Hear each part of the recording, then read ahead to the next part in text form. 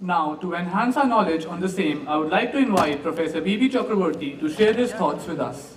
We have been all talking about India and how good we are, bad we are. I can share with you one figure. 2013, FDI we got $28 billion. And the amount of money which went out from the country, $83 billion, illegal money. So we got back $28 billion and we sent out $83 billion. What was the method adopted? Under and over invoicing. So we are nice people, very honest people, and that's what we do. And we are not number one in the world, Chinese are number one. During the same year, from their country, $134 billion went out. And so $83 billion went out, illegal money. If government could tax this money, we would have had $25 billion, one third, 30%. And which means about 1,50,000 crores. So that much of money could have been spent for the development of the country. So this is what we are. We talk about so many things and finally we do this. Every year, year after year, money is going out this way. And so I do not know what is the solution. I don't have any straight solution to any of the issues. And I don't know whether anybody has any straight solution on these issues. But the problems are very complicated. And just to give you some more figures, 1917, 1 rupee was equal to $13. 47, 1 rupee equal to $1. Today, 68 rupees equal to $1. So we have been continuously depreciating. Our currency has been continuously depreciating. And by the time, another 20 years, you'll probably have 130 or like that. Population 130 crore, 1947 around 35 crore, 33, 34 crore. Go back to 1900, I don't know, probably 4, 5 crore.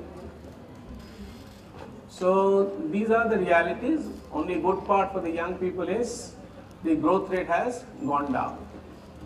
Now we are about 1.4, 1.5%. This is okay. This is up to this is okay. Now probably 1.2 or so will be all right. So these are certain issues which you have to keep in mind while we talk big things. We have to see the reality of our business, commerce, everything. And I'm not discussing what government does or government doesn't do, but the fact is that a lot of money goes out from this country. And all of us are clever people, and when we lecture a lot of things, but we do things very differently. And we are probably the third largest or third most, in the list, number 3 in sending illegal money outside. And we can well imagine if this money was here, things would have been very different. And for this country, as it is what Dr. Karanjikar was telling, even when government spends 100 paise, 100 paise doesn't reach the people who finally, for whom the money has been spent. So this is the situation. So I pick up few things, since the topic was something like this, current scenario. Now go to the last slide, last later, much later, yeah, much later, yeah, previous one, but leave it here. So I pick up few issues which will be of some interest.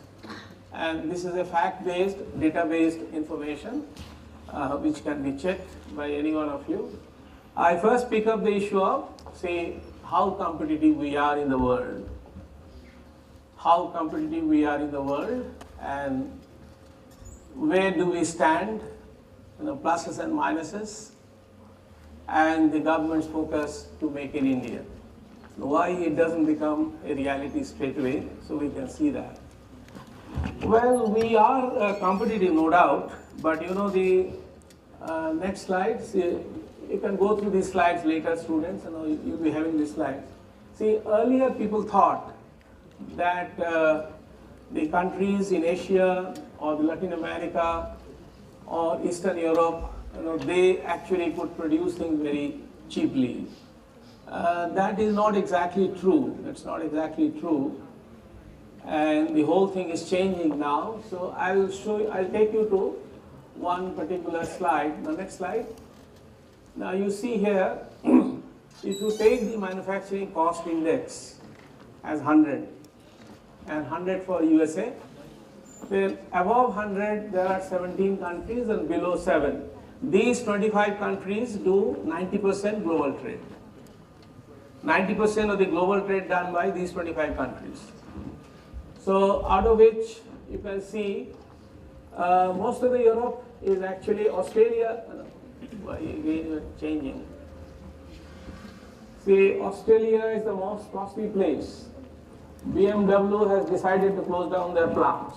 Toyota also decided to close down their plants. It doesn't make sense to manufacture there anymore. It's the most manufacturing cost-wise. Their index is 130.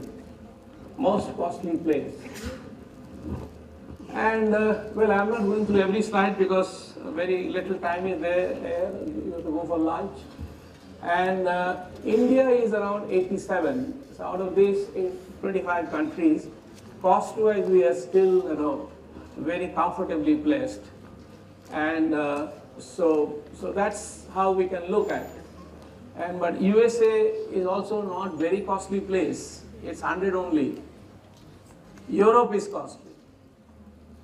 Europe is very costly, and that you can see over there. Most of the European countries are there. Now next slide. And we can these 25 countries who actually provide 90% of the global trade to take care in manufacturing items. Now there we can divide these countries into few classes. So, and the countries which are losing out now, Australia, Belgium, France, Italy, Sweden, Switzerland. France has 12 car plants. In one estimate, all these plants should be closed down.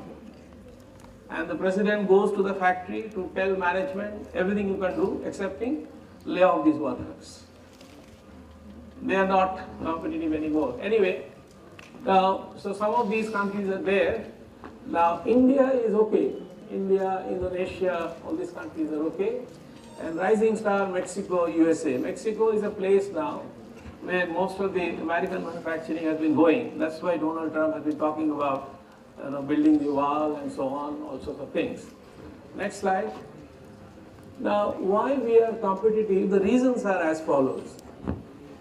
In Germany, one worker per hour close to $40. Our country, how much per hour? 70, 80 cents. Hey, ye nahi chahiye. You can close down this. So wages per hour, India less than $1. China also almost similar, less than $1. Switzerland, Germany, etc., $40. In Germany, 6 weeks of leave is assured. 6 weeks of leave assured. Labor productivity here, of course, much lower. Developed countries have almost 6 times, with the median value about 4 times. Electricity cost is also very low. I've given Russian figure, which is low. We also, compared to the developed world, we are pretty low. And exchange rate, we have advantage, because as I said that we have been continuously depreciating.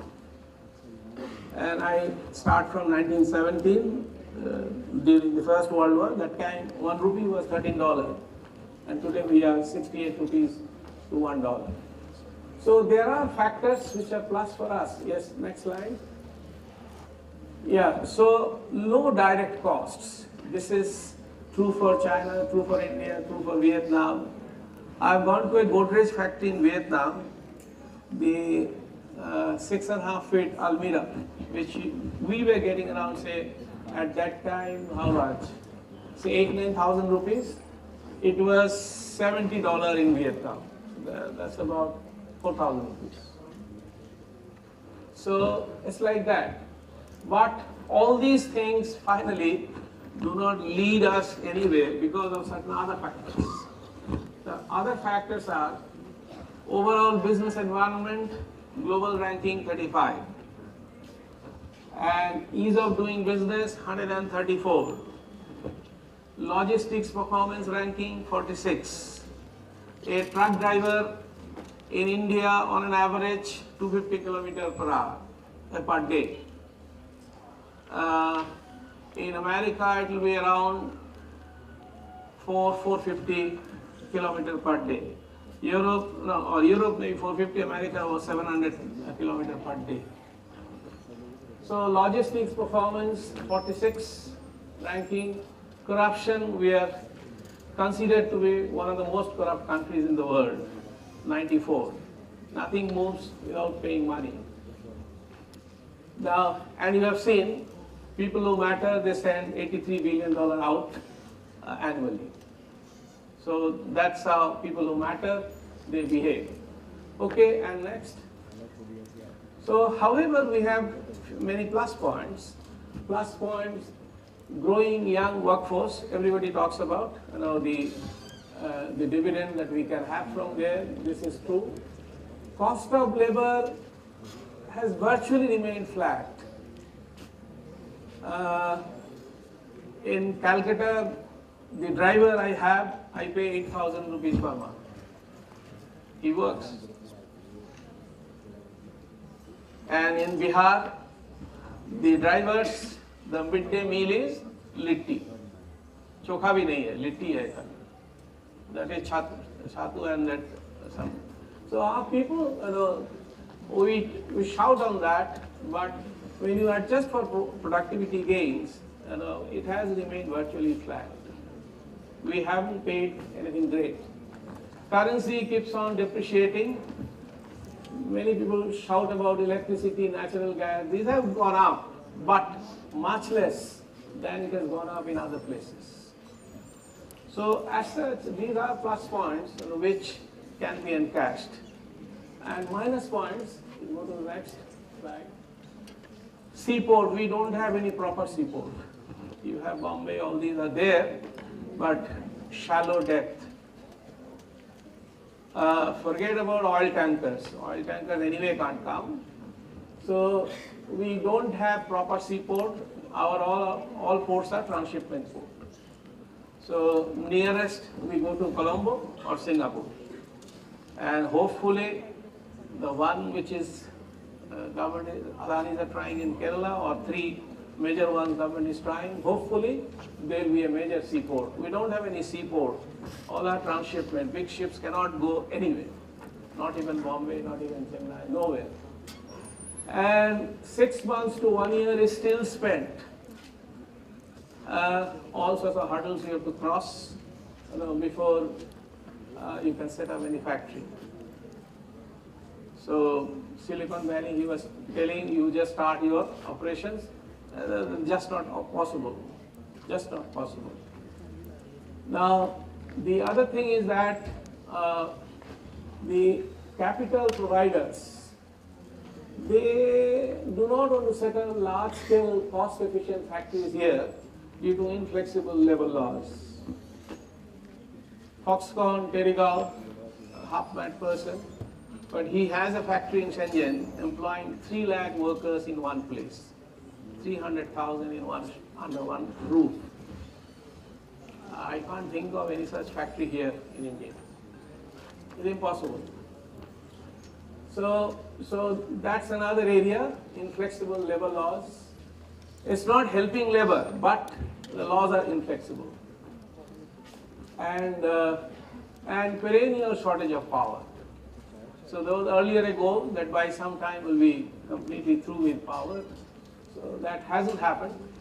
And so these are some major issues which create a lot of trouble in being a major manufacturing base in the world. People will come for assembly only.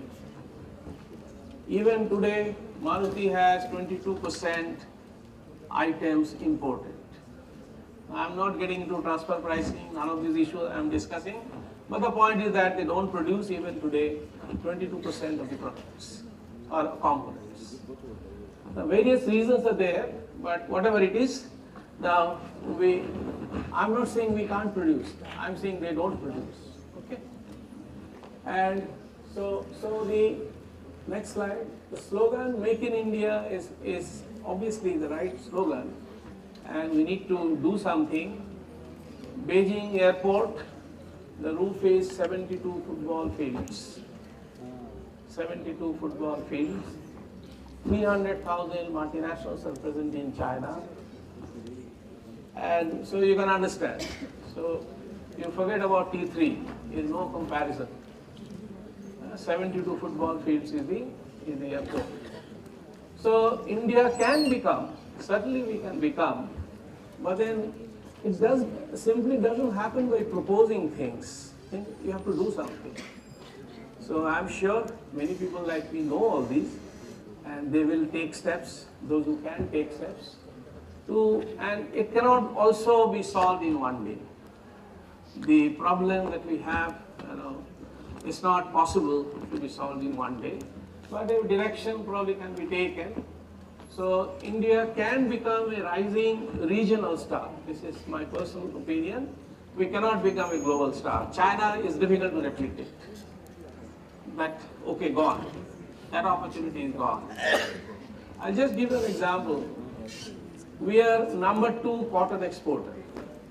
So why we export cotton to Bangladesh, they make the garments and they sell the garments, and they are almost number 1 in the world in garments. They want to set up a textile park in Gujarat. Now can't we use our people to do something with those cotton? Now we find easy way out. So anyway, now because these days $1 billion is about 6,000, 7,000 crores. With that, in the big industries, etc., we can create maximum 1,500 to 2,000 direct jobs, and indirectly another 6, 7, 8,000 jobs. So, and how many such 1 billion investment projects are there in this country? The need of the hour is to do those industries where large scale people only with hands and legs and eyes and ears, they can work. So as such, well, we need to do something, and we can become, yes, we can become cost competitive. We are in some sense, but many other things need to be done to really become competitive in the world scenario. And the other part is that we produce what other people have already produced. So we have R&D, this, that. Same time, 1971, 2 companies started. One name is ONGC, the other name is Statoil. Statoil was also a government company. State Oil Corporation, now called Statoil in Norway. And we ONGC. ONGC has many research establishments, everything is there. But for anything and everything, ONGC also gets foreign technology for all activities. Statoil is the provider of the technology. Population of the country, Statoil, 50 lakhs. So anyway, now this is the other problem, that by simply manufacturing in a cheap manner other things which other people have been doing, we can't become any great leader in the world. Our software people have done primarily through Y2K. That donkey's job of changing the codes, nobody wanted to do, so we did it. And it's a pure wage arbitrage. There's hardly any global product by software companies here. There's no product, practically no product. They had the opportunity, yes, but none of them wants to invest money in brand building, this thing. They don't want to do. Yes, our people we can hire these boys for 30,000-40,000 rupees. Same person there will be costing monthly $4,000, $5,000. So I hire these people here. It is cheaper and deliver there. So we have been doing that. So technology, we are not leader anywhere. Neither we nor China. China has started now. Last few years, quite a few Chinese people have become Nobel laureates. Japanese people have become Nobel laureates. Not a single Indian from India has become Nobel laureate after Dr. C.V. Raman. All the Nobel laureates Indian are from outside. So anyway, these are issues. So hopefully, over time, we'll also wake up. China has woken up. They're spending a hell of a lot of money in science and technology and innovation. And without that, without technological leadership, you really can't become leader of the world. So whatever you try, at some point, because the margin is definitely going to be squeezed when you simply want to reproduce something which others have been producing. So this is some small presentation on competitiveness. We are okay, plus many things are there, but lot more needs to be done. And people need jobs, and jobs are needed in the lower side. These people need jobs, and those jobs cannot be given by ISRO launching 104. That's not possible. You need to do small things. Those small things have to be done, and there we have possibilities, right? So something like this. Then I will not touch upon demonetization at all, but just give you some views. Just go back now. Demonetization has been done. Now, I am not an expert, neither want to make any comment, but few things I only want to, next slide. Now, this all you know, that this happened, and by 12th March probably will come back to the original position, probably. And 7.6% was the IMF forecast in October 16, and now RBI has already done 6.9%.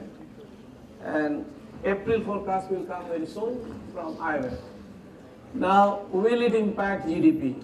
Now, I just want to leave there, and next slide, let's see. Now, GDP primarily, various ways you can calculate. One approach is that expenditure approach. Now, the various components likely to be, which will affect the GDP in 2017 financial year, is private expenditure, consumption expenditure, might have a weight of 60%, might, approximately, and government expenditure around 13%, and capital formation 28%, and net export we are always minus, so say minus 1%. So only point I would like to tell you here, I'm sure most of you will agree that in the month of November and December, your family expenditures have gone down. Is that right? If that is right, it will affect private final consumption expenditure. It will go down. And if that goes down with a 60% weightage, bound to have an impact, negative impact on the GDP at this point in time. I'm not saying it's permanent thing, but you obviously, FY17, you will have some impact. And the reason, all of you know, because you could not spend money, and if you don't spend money, I don't get. I don't spend money, he doesn't get. He doesn't spend money, you don't get.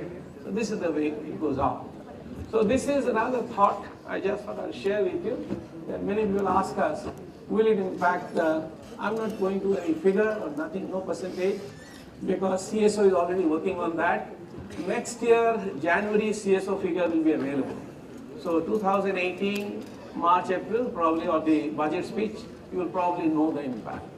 That's the time the impact will be known, whether at all it impacted or there was some impact or no impact or whatever.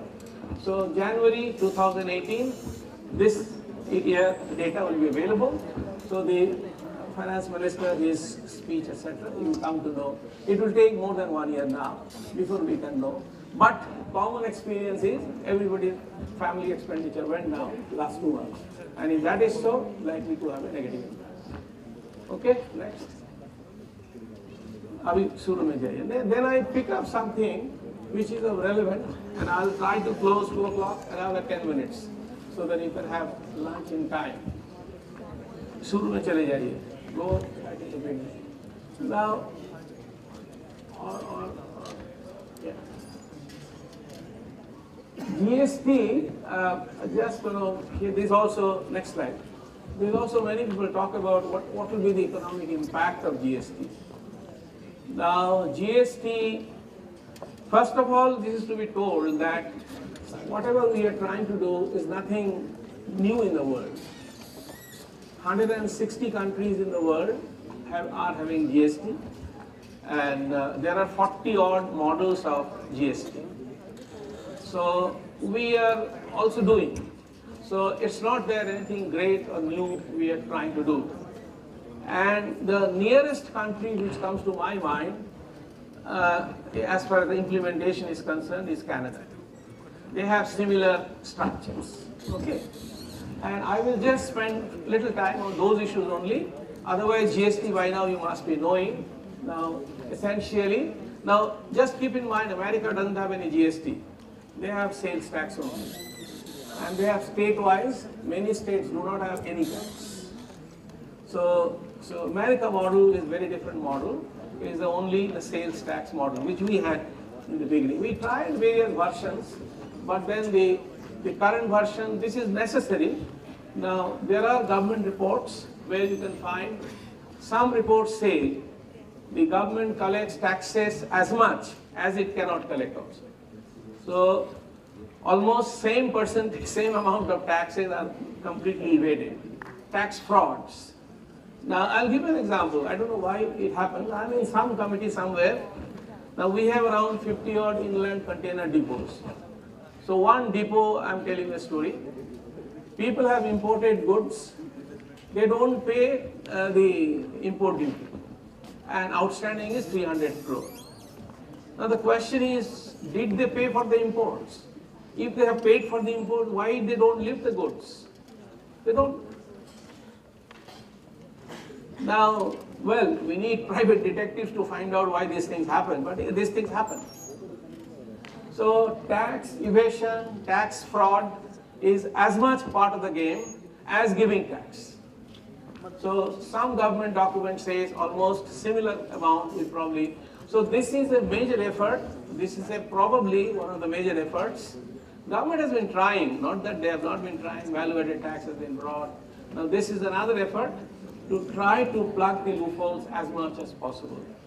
Now, all of us should encourage, but let's see what happens at the end. Now, these things you know, we have two types of taxes, state also, and also the central, and which moves all in one state to another. We have the IGST, the integrated sales tax. Now, next slide. Now, these are the rates which you know people are all waiting to know how they will be fitted. That's what is going on. Now, some belief is that this might not impact our inflation much, even though the rates are like this. Now, I'll just go straight to Canada. Let's move on. Now, I'll come back to these things later. Yeah. In Canada is similar to ours. There are 13 states, and some states have only GST. Some states have PST, provincial sales tax, and some have together harmonized sales tax. So like IGST version, harmonized sales tax. So they have similar to ours. So GST, PST, but the rate is not very high. The rate is somewhere all together, different states, 5 to 15%. That is the rate they have been imposing, 5 to 15%. And why they did that, their country was not tax evasion. Their problem was slightly different. Next. See, next. Yeah, so they had a manufacturing sales tax of 13.5%. So which the manufacturers made a representation to the government that because of this we are not competitive. So we need to reduce this tax, and so they implemented GST primarily to reduce that. That was their intention, and And of course, that's what they tried to do. And it was proposed in 1989 and finally implemented on January 1, 1991. And there, the sort of drama you saw in India, similar things happened. Like upper house did not approve. So the government had power, authorities have power to temporarily appoint some members in the so-called upper house. So they appointed 8 members and somehow they passed it. So something similar which we tried here also. So GST in Canada, reason was very different. Our main reason should be the tax evasion and fraud. If we can at least collect something more, and you have seen the figure, $83 billion goes out, all due to misinvoicing. People don't invoice properly. Next. Yeah, the previous slide. Yeah. So they also now, people have been talking about 50 rupees expansion, the 50 rupees note only in the country. Now I do not know, must be a lot of value in that thing. But then the question is, there is no cashless economy in the world. There is less cash economy. Even the economies which are less cash, Denmark, etc., they have even today coins. It has not been possible to do that. In fact, Denmark, I raise only one reason. When they wanted to implement less cash economy, the first thing they did, they created debit cards in your name, prepaid debit cards were given to the people. That you start with this. So anyway, now whatever it is, there are items will be zero tax, exempt, many items will be exempt. Like in that country, Canada, basic grocery items are not under tax net at all. Then prescription drugs, then transportation, then the medical devices and so on. So many are zero rated. Many things are tax exempt. Probably will also have something similar in this country. Now next, go to Malaysia. Okay. Now Malaysia is the latest example of GST implementation. Malaysia is the latest example of GST implementation, but here things were slightly different. Different in this, GST was scheduled to be implemented in the third quarter of 2011.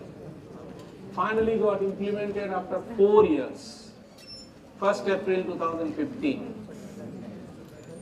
So the government was, now here the motivation was very different. Like today, Venezuela, you all know, literally has become the country of beggars.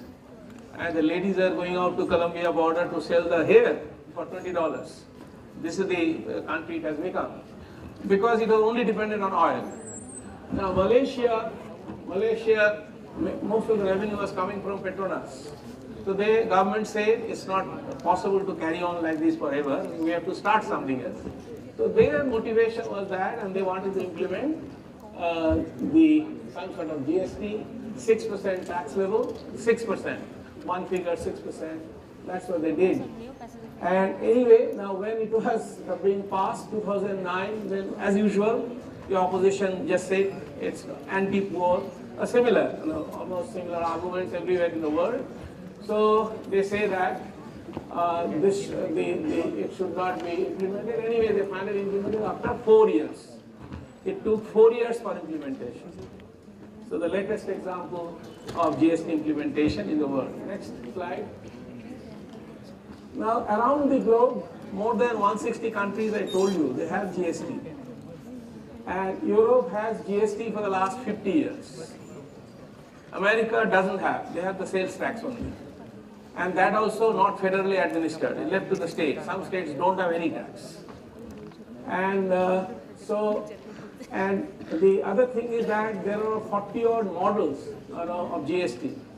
So what we are doing is not something, new innovation we are trying to implement. Now, there are various models.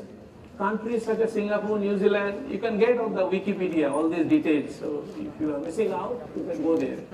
And they virtually tax everything at a single rate. We also had a talk of single rate, but I don't think it's feasible in this country. Indonesia has 5 rates and also a 0 rate. and over 30 categories of exemptions. Just giving you some snapshot. In Australia, GST is a federal tax only. Central government collects and then they pass the monies to Victoria, this, separately. Canada, I told you, is like ours. Dual system. State also collects, the center also collects, and well, there is an integrated system also. Brazil also has dual GST model, and that also is divided between center and the states. So basically, the world over, the rates are around 16-20%. We have also done almost similar, excepting around some items. Probably will be also in that particular region. Next slide. Or go to the previous slides. Previous. Now, what are the impacts we hope to see in India? Next slide. Yeah, next slide. These things are certain to happen. Wider tax base. Certain to happen. And all of you know this. Elimination of multiplicity of taxes, cascading effects, etc. Rationalization of tax structure, harmonization of central state tax administration. One does not know as yet whether really these things will happen. But then these are the objectives, and automation on compliance. Now, but there is a big problem. Next slide. Next slide. Next slide. Yeah, next slide. Anyway, we actually will not have one GST. We will have 38 GST in this country. Because each state will have one, 29 states GST, 7 centrally administered, they can have their own GST. Then there is a federal GST, then there is one integrated GST. So it's not fiscal unification of the country, simply a large number of taxes being replaced by some other taxes. Yeah, next. Now, Infosys has been preparing or already prepared probably the GST portal. Now look at the next point. 7.5 million businesses have to register. Now, so if finally we have a successful GST, it will be a minor miracle in the world.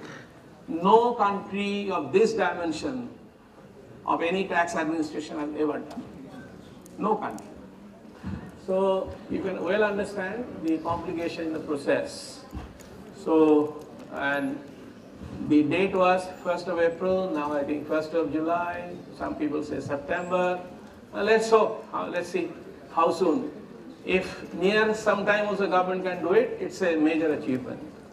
Because it's not a minor task, it's a major task. And lot of education, training, accounting, software, a lot of things will be needed if you want to successfully do it. So no country of comparable size and complexity has ever attempted this sort of tax reform, which we are trying to do. So, and it's a potential game changer. That is definitely true. And because major thing is happening, the burden of taxation is moving from state of manufacture to state of consumption. So it's a major shift that is likely to take place in the entire tax collection mechanism. Next. So next, go ahead. Yeah, previous slide. Will it help GDP growth? Now, all depends how finally it is implemented. Initially, there may be a negative impact. Initially, maybe. The reason is that another way of counting the GDP is services, etc. Their services constitute about 60%, and they might see little increase in GST or increase in taxes. So if they're, now we don't know really what tax they will have to pay. If they pay around 17%, then it will have a negative impact. So you have to check, wait. And but GST probably will expand the tax base, should. And capital goods might become cheaper because the tax credit is being given. But you know, our country is a great country. You know, the before 2000 rupees note is out, one Bombay boy printed 2,000 rupee notes and said these notes are also fake notes he could create. Before it is also in the hands of the people. So we don't know really how, because if you talk to commercial tax people, they will always tell you that, see, goods move from you to you to you to you like that. So you are taking tax credit because he has paid. Finally, somebody has to pay taxes. That somebody is untraceable at the end. So government many times pays taxes only, credit, but no money comes back. So we'll have to see how innovative we are. We are innovative in various ways, and here also what sort of innovations goes on. And like you have seen in Calcutta, one address has 315 companies. In newspaper you read, 300 in Calcutta tops the list. One address, 315 companies in that address. So we are innovative, highly innovative in various ways. So one really doesn't know how things will move. Hopefully government has all the intention, everybody has all the good intention, and let's see how it happens. So our expectation, I'm not saying we are not astrologers, expectation though in the short term it might be, but if we can sustain, can carry on, then in the medium and long term it should have a positive impact on the increase of the GDP. So GDP increase, because you all know, even to go to 9% GDP level, the amount of infrastructure spending we have to do, that we are unable to do. So if we remain even at 7% level, it's a hell of a lot of achievement, because the number of people going up, everything going up, etc. So that's the view. Many hurdles have to be crossed, and with all great intentions, things should be done.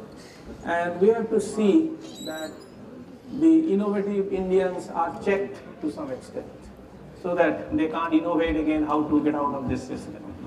With similar views, VAT was implemented, but finally we saw VAT again is creating more problems. So that is all, no major forecast, and so I picked up few issues because the time is very short and almost close to 2:30. And we hope is there, you young boys and girls, in your lifetime few things certainly are going to help you. One is the population growth has come down, thanks to all people of the country. This is a major factor which has happened.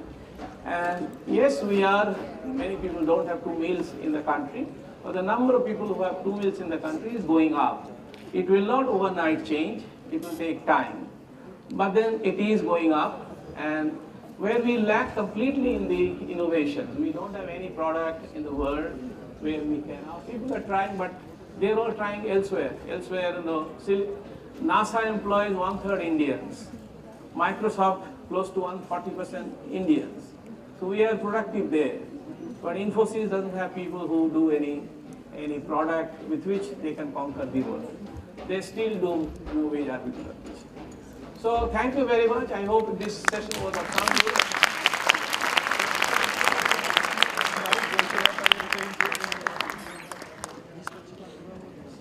Thank you, sir, for giving us a glimpse of India's position vis-a-vis the world in terms of competitiveness and giving a snapshot of GST around the globe. I would like to request Professor N.K. Kakkad, sir, to please come on stage and present a memento to Mr. Deepak Karanjikar.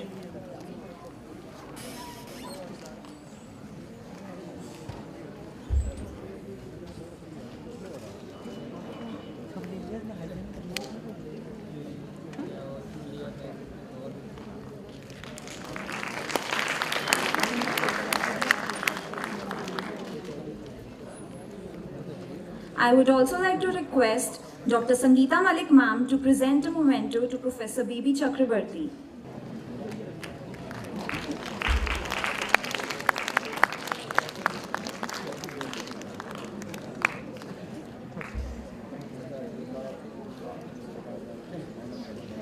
I would like to extend my sincere thanks to all the panelists for their wonderful insights. With this, we come to the end of Technical Session 1.